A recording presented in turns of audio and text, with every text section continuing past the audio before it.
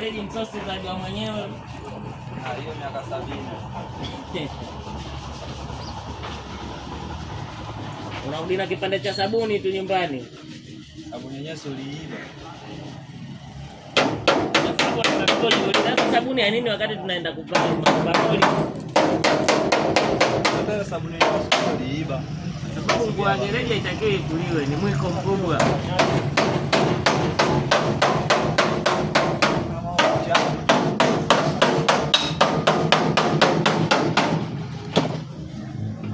Ukifua nguo ya gereji umekiuka miiko.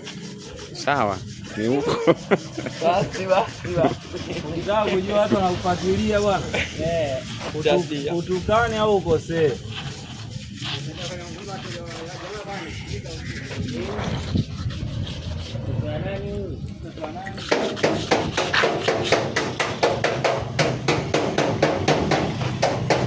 Mpaka umekaa.